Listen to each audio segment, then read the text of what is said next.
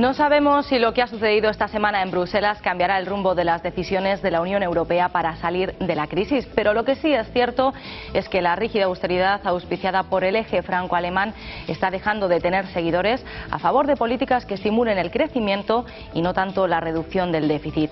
En esa cumbre del crecimiento que se celebraba el miércoles en Bruselas, Angela Merkel ha dejado de ser la protagonista para dejar paso al recién elegido presidente francés François Hollande. Ahora habrá que ver qué fichas mueve en nuestro nombre Mariano Rajoy. Esto es 5 días, bienvenidos a este repaso semanal de la actualidad de España y Andalucía.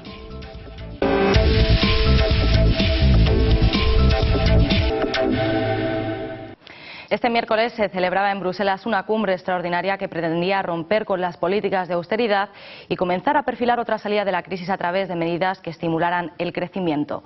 Los 27 estuvieron reunidos durante más de 5 horas y aunque poco se habló de las medidas de estímulo a la economía, el recién elegido presidente de Francia, François Hollande, volvía a poner encima de la mesa los eurobonos.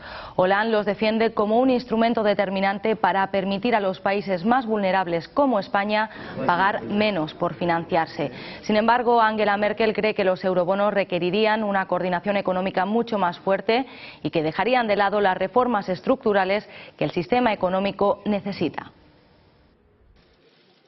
Foto de familia en Bruselas. Concluye una cita informal donde los líderes europeos han fijado sus prioridades para la agenda de crecimiento que aprobarán en la cumbre de junio. Un escenario que ha servido para constatar la ruptura del eje franco-alemán en torno a los eurobonos. Hollande eligió este encuentro como primer desafío a Alemania con su mensaje a favor del crecimiento y de la mutualización de la deuda europea. Pero Merkel no dio ningún paso atrás en su postura. Los tratados de la Unión Europea prohíben los eurobonos, zanjó la canciller. Fue una cita sin grandes novedades. Lo más notable, el enroque de los jefes de Estado y de Gobierno en propuestas que no tienen visos de prosperar a corto plazo. Entre ellas, los llamamientos del presidente español, quien insistió en la necesidad de colaboración del Banco Central Europeo para garantizar liquidez y sostener las deudas públicas. Pero hay algo que es capital. Si las deudas públicas no se pueden sostener, pues tenemos un problema. En contra de lo previsto, Rajoy no obtuvo respuesta. Ni el Consejo Europeo ni el Banco Central hicieron el más mínimo guiño a una posible actuación como demanda una España acosada en los mercados. Y una semana más sigue sin dibujarse una solución definitiva para Bankia. Los gestores de la entidad y el Gobierno han seguido perfilando una estrategia para sanear del todo sus cuentas y la ayuda pública que podría necesitar superaría los 15.000 millones de euros. Y mientras el Banco de España ha reconocido en estos 5 días que se equivocó en el plan diseñado para sanear la banca, el Gobierno ha empezado a plantearse aglutinar las entidades nacionalizadas como Banco de Valencia, Catalunya Caixa y Nova Galicia en un único banco. El objetivo es aplazar la subasta de estas cajas o bancos ante el escaso interés de posibles compradores y evitar así que sea el Estado el que pierda dinero.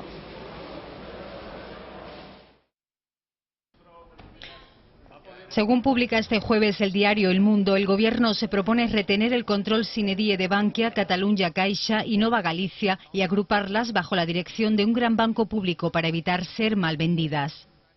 El ministro de Economía, Luis de Guindos, ya advirtió en su comparecencia de ayer en la Comisión de Economía del Congreso de los Diputados que todas las opciones están abiertas sobre el destino de Catalunya Caixa, que es la primera a la venta según el calendario oficial.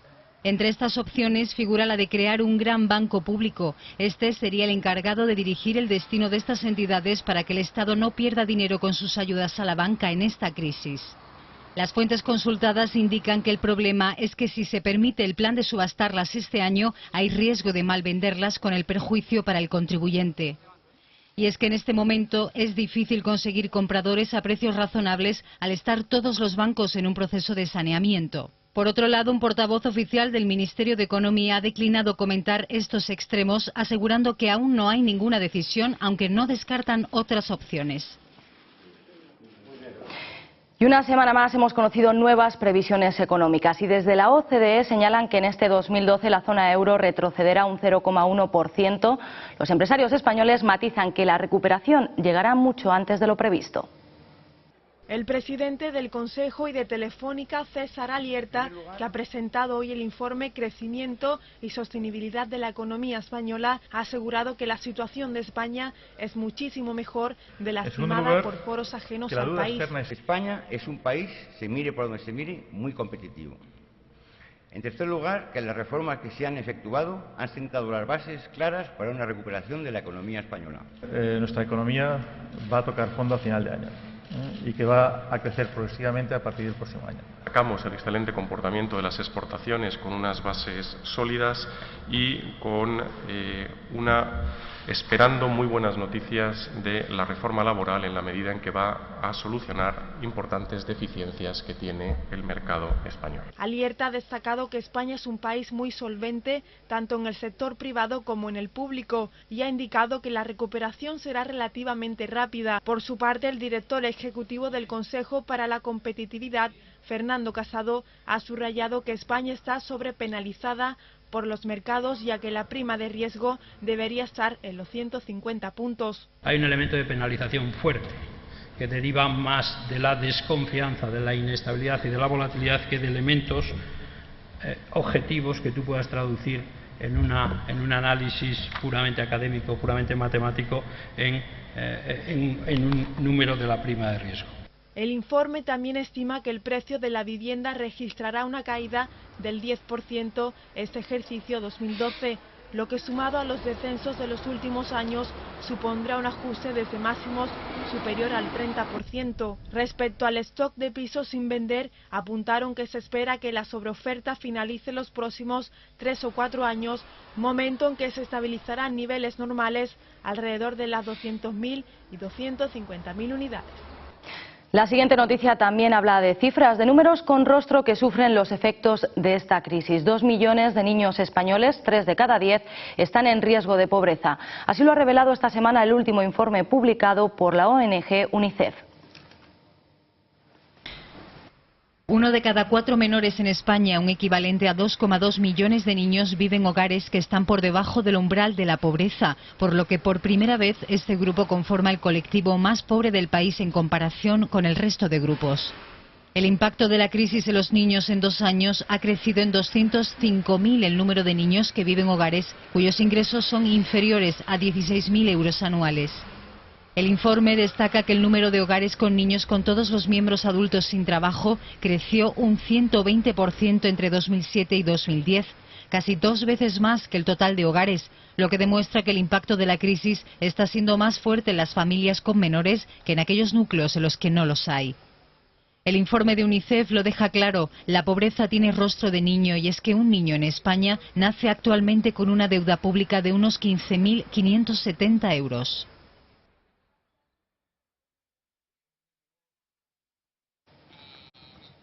Y mientras más de 5 millones de personas buscan un trabajo para salvar su situación familiar, en nuestro país todavía hay gente sin escrúpulos que se aprovecha de los más débiles anunciando falsas ofertas de empleo. La Asociación de Consumidores en Acción, Facua, ha advertido del aumento de fraudes en ofertas falsas de oportunidades laborales. Un anuncio en prensa ofrece un puesto de trabajo. Para solicitar información, el interesado llama al número de teléfono que se indica, generalmente un móvil. Cuando el usuario llama, le indican que tiene que llamar a un número 807, etcétera, y en ese número, que es una línea de tarificación adicional con la que la empresa, por recibir la llamada, está ganando dinero, le hacen una larguísima encuesta que sustituye al clásico envíeme el currículum por correo electrónico, que sería lo lógico. Largas encuestas telefónicas cuya duración puede extenderse hasta los 30 minutos, justo lo que la ley permite. La llamada puede llegar a costarnos 40 euros. Pero este no es el único timo que Facua denuncia. En total se han detectado 7 tipos de prácticas fraudulentas. Destacan también las ofertas de empleos muy atractivos a los que solo se pueden acceder a través de un curso previo, con su correspondiente coste. En ocasiones utilizan el nombre de una gran empresa como tapadera. Facua solicita a la Secretaría de Estado de Telecomunicaciones que sancione a los propietarios de estas líneas telefónicas y que ponga en marcha controles más fuertes. Lo único que hace es analizar que ese número en concreto está funcionando para algo que es indebido, tarda en analizar el tema meses, que pueden alcanzar perfectamente el año, y la resolución final es sencillamente le doy de baja el número. Es decir, es una invitación, sin pretenderlo, pero es una invitación al timador a que abra otro número y siga con el fraude otro año más. Y si a usted le ha ocurrido algo similar o sospecha que esa oferta de empleo con promesas de grandes ingresos puede ser un fraude, no dude en denunciarlo. Las protestas en contra de las últimas reformas aprobadas por el Gobierno central se han repetido una semana más. En estos 5 días ha sido el sector educativo el que estaba llamado a una huelga que por primera vez abarcaba a todos los niveles de la enseñanza. Escasa incidencia según las cifras del Gobierno y éxito según los sindicatos. El Ejecutivo cifra en un 20% el paro en la huelga de enseñanza, el doble en comunidades como Aragón, Asturias o Navarra y menor en Canarias o Galicia. Para los sindicatos, en cambio, el seguimiento ha sido del 80%, del 70% en Madrid y 90% en Andalucía y Galicia. Estamos muy satisfechos, muy contentos por el apoyo que ha tenido la huelga. Podemos nosotros decir que ha sido un éxito rotundo de esta primera huelga estatal de la educación. La huelga ha sido convocada por la reducción de la partida de educación de los presupuestos generales del Estado, también por las medidas adicionales de ahorro. El Ministerio ha insistido en que son medidas excepcionales. El paro se ha realizado en toda España, salvo en el País Vasco, Baleares y La Rioja. La jornada ha transcurrido sin incidentes graves. En Madrid 2 personas han sido detenidas por obstaculizar el paso de un vehículo y en Barcelona otras 5 por bloquear las cerraduras de varios colegios. Nosotros vamos a continuar con la política, como le decía a su compañera hace un momento, de seguir explicando por qué se han tomado estas decisiones, de seguir realmente poniéndolas en su lugar, es decir, poniéndolas en su contexto, que no es el que los convocantes de la huelga han manifestado, y, por supuesto, de mantener una actitud abierta y de diálogo franco con toda la comunidad educativa respecto a la reforma educativa que está en curso.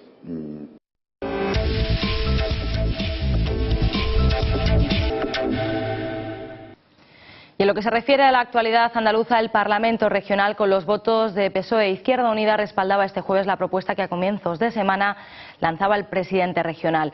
Además, las formaciones del bipartito mostraban su rechazo, un absoluto rechazo a los presupuestos generales aprobados para este año.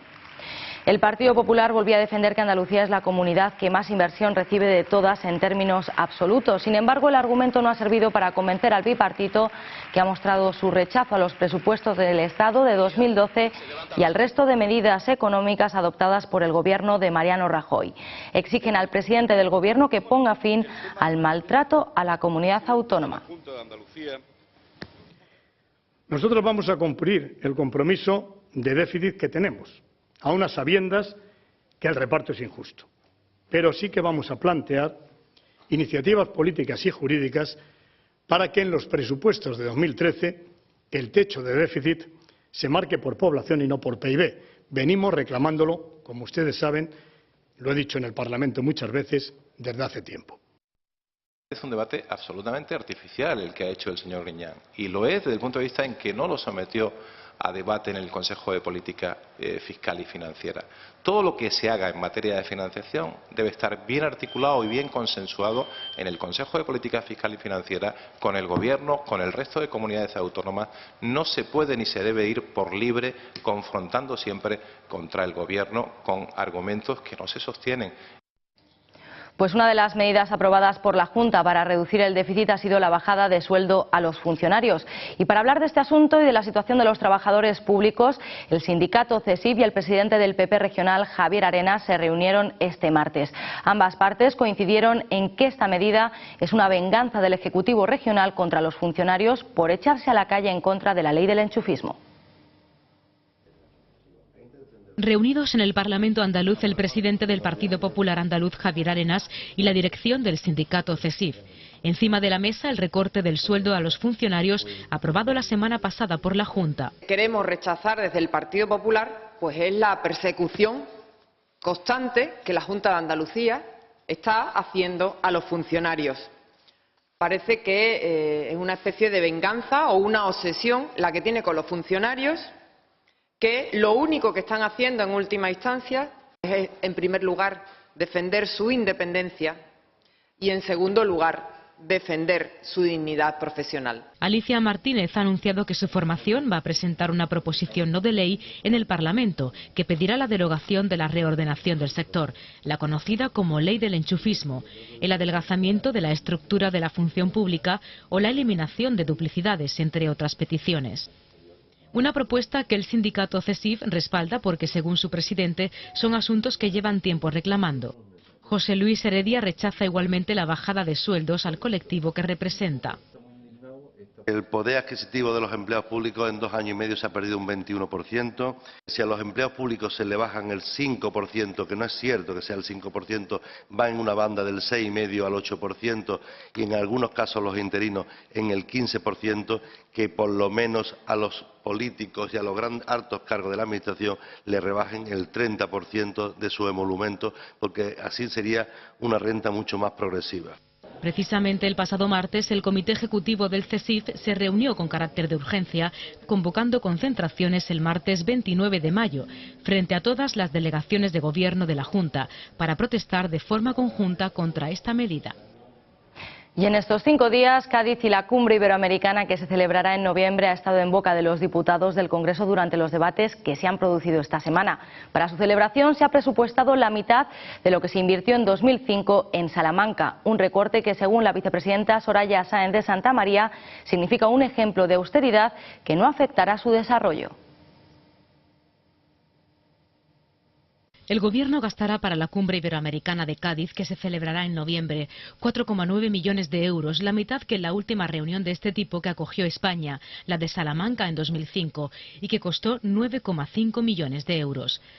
La vicepresidenta del Ejecutivo, Soraya Sáenz de Santamaría, ha exhibido este caso como ejemplo de la austeridad y la eficiencia en la gestión de los recursos, que, según a su juicio, impregna toda la labor del Gobierno, aplicándose la austeridad en primer lugar. Y se ha creado temporalmente en el área de presidencia una unidad para organizar la cumbre iberoamericana, que se celebrará el mes de noviembre y que se organiza y se financia desde el Ministerio de la Presidencia.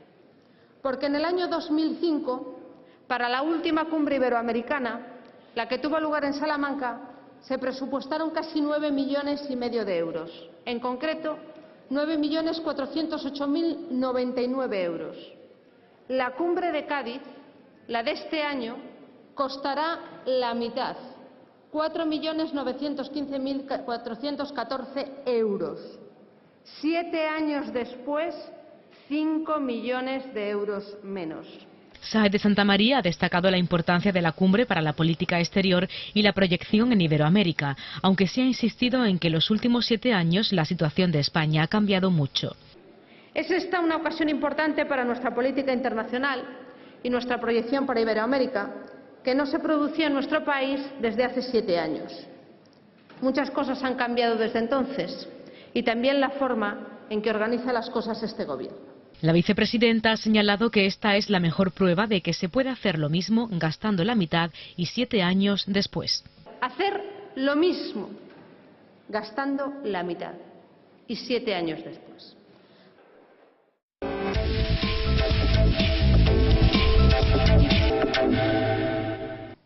En la página de tribunales, este jueves, la juez Mercedes Alaya, que instruye el caso de los ERE irregulares, imponía una fianza de 807 millones de euros al exconsejero de Empleo Antonio Fernández, una cantidad destinada a afrontar sus futuras responsabilidades civiles por el fraude, pero no le servirá para salir de prisión. La Junta de Andalucía la ha considerado desproporcionada, mientras la juez sigue manteniendo que Fernández diseñó una trama opaca para eludir el control administrativo. La cantidad de impuestos para cubrir la futura responsabilidad civil del exconsejero de Empleo Antonio Fernández y no para eludir su ingreso en prisión comunicada y sin fianza que le impuso tras 4 días de declaraciones. La fianza de 807 millones de euros responde a las ayudas que abonaron las agencias andaluzas IFA e IDEA a través de la partida 31L entre 2001 y 2010. Así como las primas pagadas a distintas empresas y ayudas individuales a varios perceptores, una cantidad que es inferior a los 890 millones que pidió Anticorrupción porque la juez no ha aplicado el incremento que prevé la ley de enjuiciamiento criminal. Un anuncio que se produce tras los 686 millones de euros de fianza fijada para el exdirector de Trabajo de la Junta, Francisco Javier Guerrero. Antonio Fernández está imputado de 4 delitos continuados de prevaricación, fraude en las subvenciones, malversación, negociación prohibida a los funcionarios y 2 de cohecho y falsedad documental. Seguimos sin tener noticias de Ruth y José, los niños desaparecidos en Córdoba hace casi 8 meses. Esta semana hemos sabido que José Bretón, el padre de los pequeños, estaría dispuesto a mantener un careo judicial con su mujer, Ruth Ortiz. José Bretón está dispuesto a un careo con su mujer Ruth Ortiz dentro de la instrucción del caso, si así lo indica el juez instructor, según ha confesado el letrado que lo defiende. Tras visitarlo en prisión, donde lleva desde el 21 de octubre, el letrado ha afirmado que le extraña muchísimo que el togado siga solicitando nuevas pruebas después de haber procesado ya a Bretón. El abogado ha destacado que hace 3 meses que tiene anunciado que presentará un contrainforme para rebatir aquel otro de la Universidad de Valencia que concluye que los niños nunca llegaron al Parque Cruz Conde, donde su padre dice haberlos perdido. Con posterioridad a la presentación de este informe, volverá a solicitar la libertad de su cliente, pues sigue pensando que el auto de procesamiento está basado en suposiciones que carecen de valor probatorio. Pues este caso nos recuerda a muchos otros en los que el paradero de menores sigue siendo un misterio. En la actualidad hay abiertos 918 casos de este tipo en España. El Ministerio del Interior pondrá en marcha un sistema de alerta a través de las redes sociales e Internet para que los ciudadanos puedan aportar información que pueda servir de utilidad a las fuerzas de seguridad del Estado. 116000 es el número para facilitar que los ciudadanos aporten información sobre niños desaparecidos. Interior ha lanzado un sistema de alerta que difundirá fotos y datos de estos menores en medios de comunicación, redes sociales y medios de transporte. Esta línea existe ya en 13 países de la Unión Europea. En España esta iniciativa está funcionando desde hace escasamente un año. De lo que se trata es de darle un impulso decisivo para que, en primer lugar, toda la sociedad lo conozca. Las primeras 24 horas tras la desaparición de una persona son clave para que la información que se pueda recabar sobre su paradero sea fiable, según Interior. En la actualidad hay abiertos 918 casos de este tipo en España. Los últimos, Ruth y José, en Córdoba. No solo comunicar que se ha producido esa presunta desaparición, sino que además se puedan aportar el máximo número de datos que hagan más fácilmente identificable, en su caso, la localización de ese menor. Recuerden, 116000, un número gratuito, activo 24 horas al día, 365 días al año.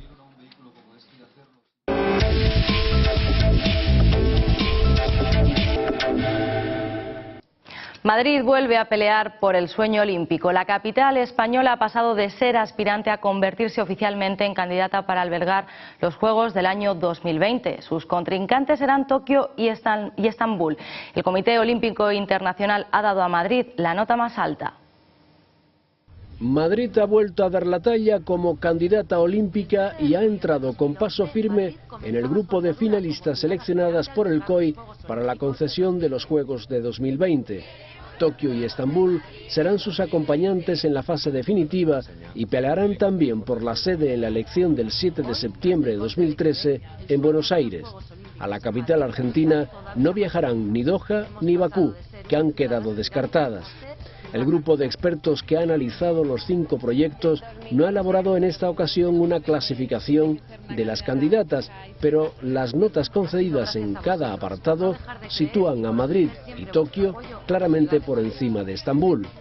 Madrid supera a la ciudad turca en todo, excepto en los capítulos financiero y de apoyo popular y gubernamental, y está por delante de Tokio en sedes, experiencia, medio ambiente, energía y apoyo. Tras esta criba, los Juegos de 2020 se reducen a una ciudad europea, una asiática y una tercera que se reparte entre los 2 continentes.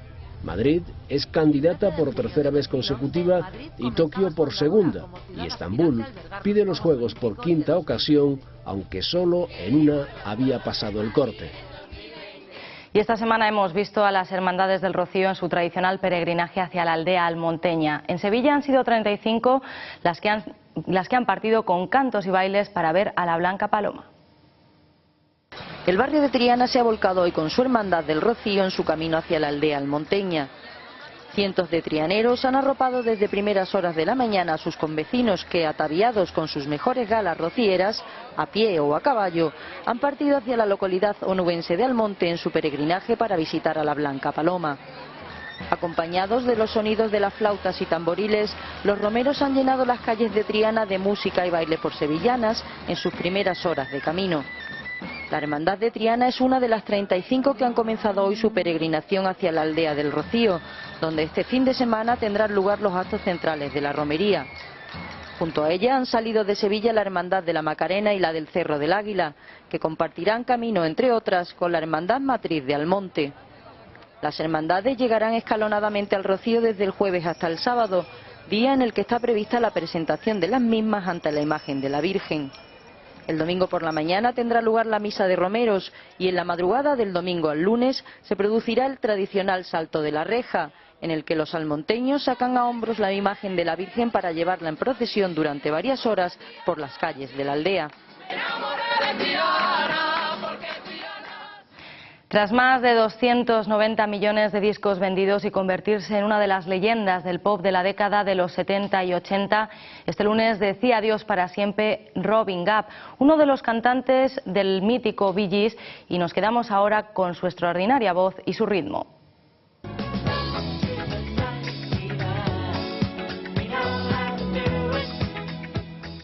Se ha apagado una de las voces míticas del pop de los años 80. El cantante del grupo británico Bee Gees, Robin Gibb, nos decía adiós a los 62 años tras una larga lucha contra el cáncer. Su hermano gemelo, Maurice, también integrante de los Bee Gees, falleció a los 53 años en 2003 a consecuencia de una obstrucción intestinal. Esta es una de las escenas que más nos hacen recordar a este grupo, una de las bandas sonoras más vendidas en la historia de la música.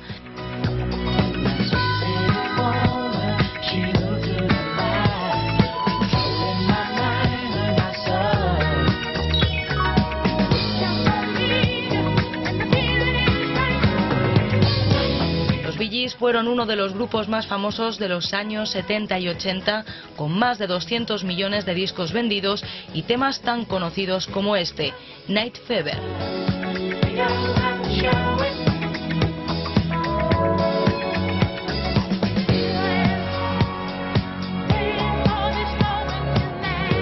La industria de la música no ha tardado en reaccionar al fallecimiento de Gibb y la discográfica Sony Music recordó al músico con un mensaje colgado en la red social Twitter.